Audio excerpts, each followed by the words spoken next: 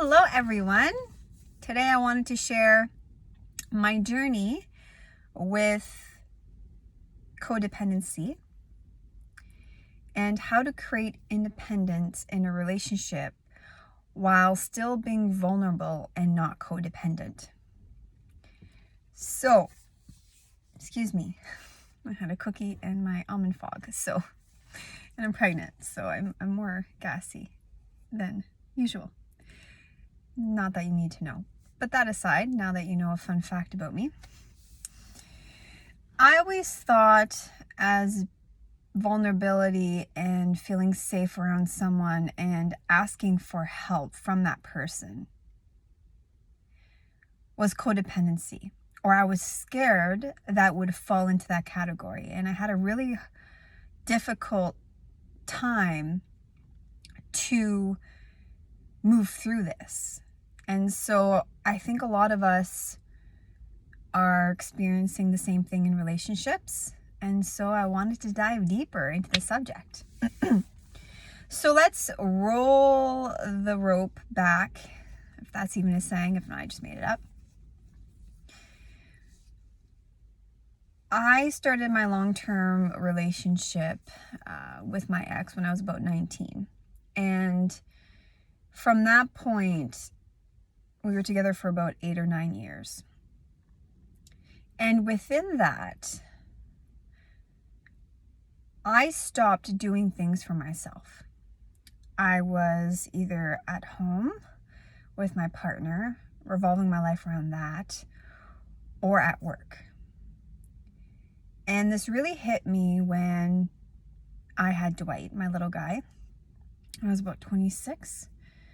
And I realized that I revolved my whole life around family and work, that I kind of lost myself along the way, and I didn't know what I liked to do. What was life outside of work? What was life outside of being a mom? What was life outside of my relationship? I didn't know how to answer that question. And so my ex used to go out and do things, and I wouldn't know what to do. And so gradually I started to rediscover what brought me joy.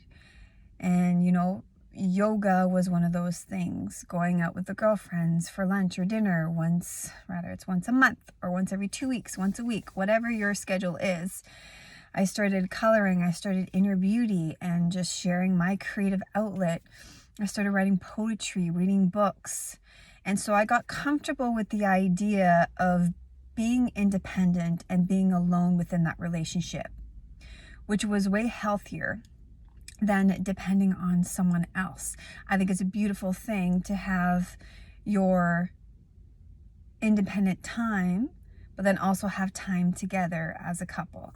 So this journey started years and years and years ago, where I had to ask myself, what brings me joy? What do I like to do outside of these rules, just for me? And this could include time alone with myself or time alone with friends outside of my relationship. And it was a trial and error, because some things I tried I didn't like. And once you mix all that up, you discover what you enjoy and you schedule time for that.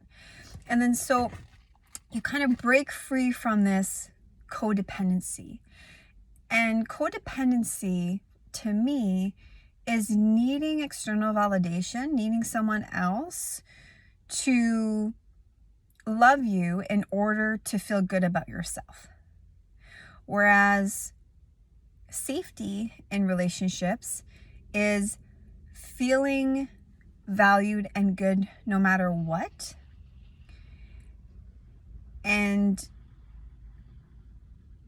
allowing yourself to be vulnerable and asking for help in times where you are going through difficult situations or you're feeling insecure, and not needing the other person to make you feel good, but asking that other person for support. It's almost like the savior mentality that I talked about in my other YouTube video called moving through could've and should've. It's not asking a partner in a relationship to save you, but asking them to support you, and being clear on that communication of what that support looks like, because it's different from one person to the next.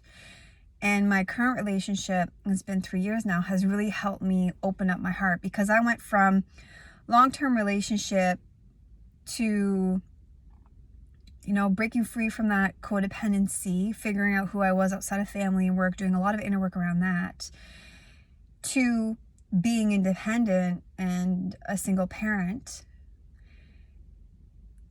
to opening up my heart again and being vulnerable, but also wanting to maintain that independency.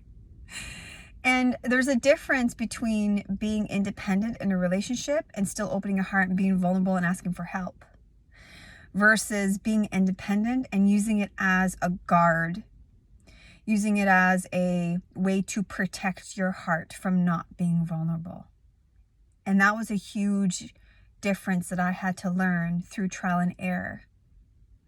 And my partner helped me do this, where at times he would say, because I would say, I'm an independent woman, and he'd laugh.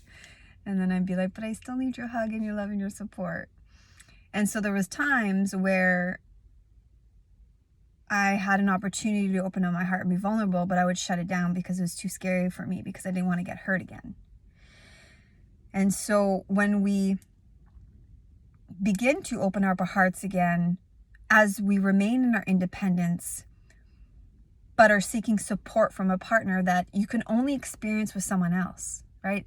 It's one thing to be vulnerable with yourself, and another whole depth to be vulnerable with someone else. And so when you start doing that, it's scary, and it can be confusing, because we can mix the idea of this armor and being independent, I don't need anyone, versus, yeah, I'm independent, I'm capable, but I'm also open to being vulnerable and asking for help and having that support system around me. You see the difference? And so, where are you in your life right now? I think that's the number one step, is to self-assess, is to observe our life and our current relationship, if you are in one. And if you aren't in one, that's okay. You can still do this independently, right? And build that foundation.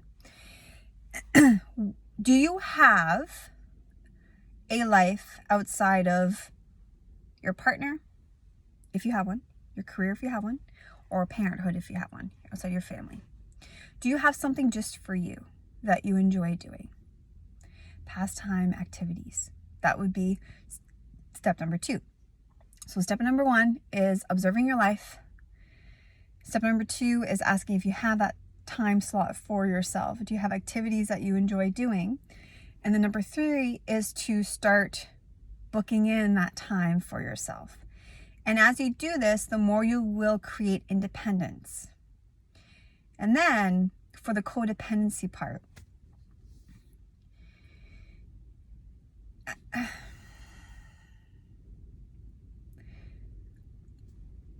as you start building your life outside of those identities, I feel like what worked for me is that the codependency slowly starts to dissolve.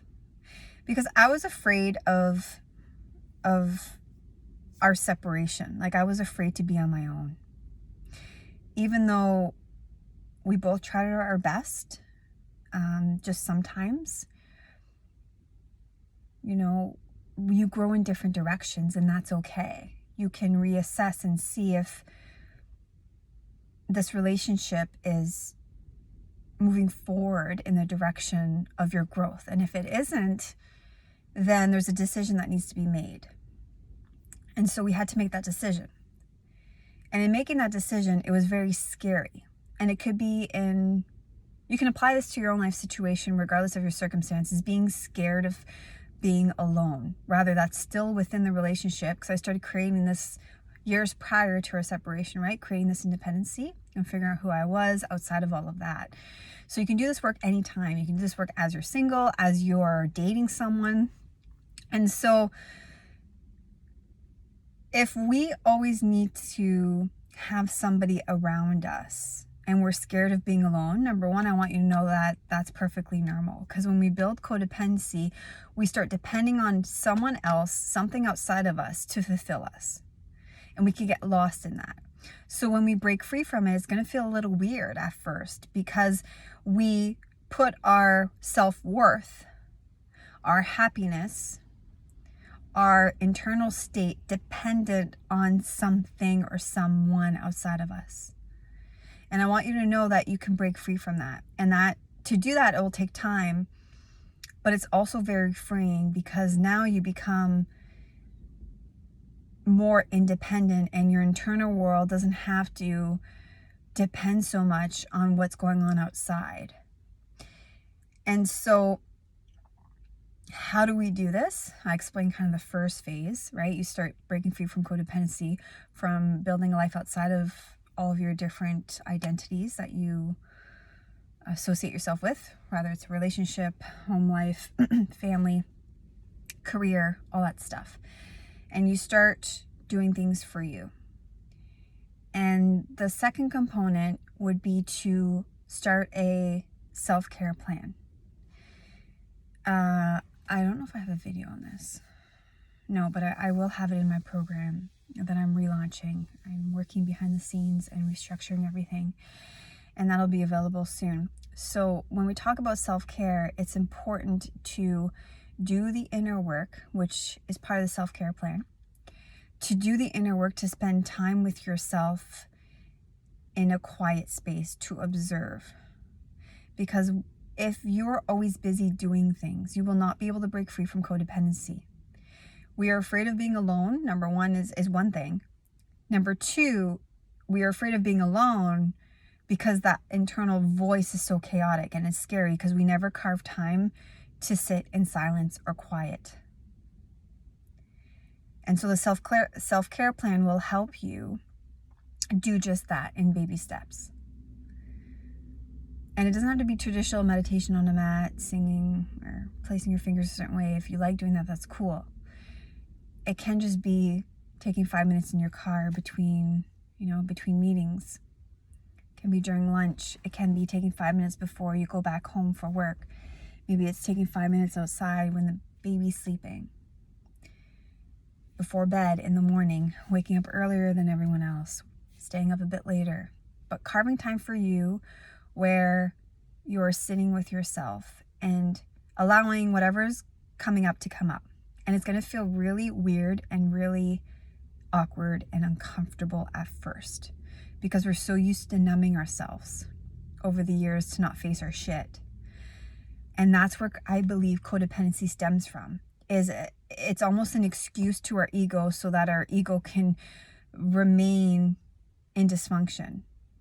But when we start breaking free from that, right, we can associate ego with codependency.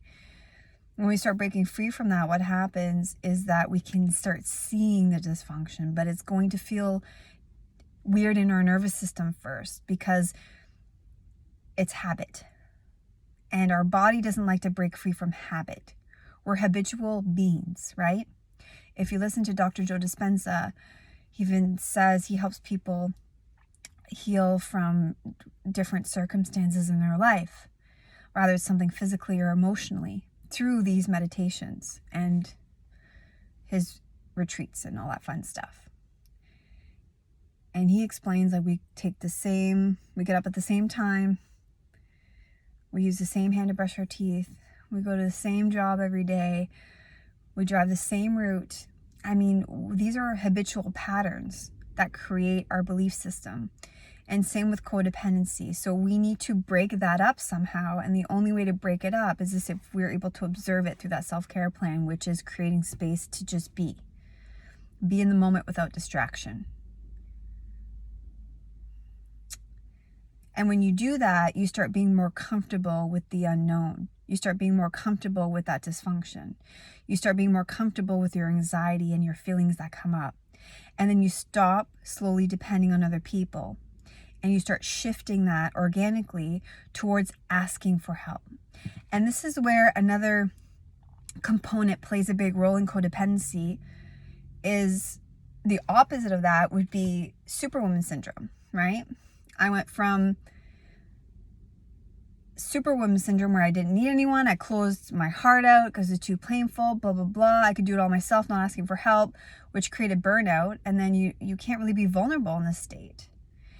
And I had a hard time knowing what I even need help with. So I would take everything on like Superman or Superwoman and then burn myself out. And then it came a time where I started opening up and becoming too dependent on other people, or too codependent. And I wanted to have a healthy middle, which is what I'm doing now. And so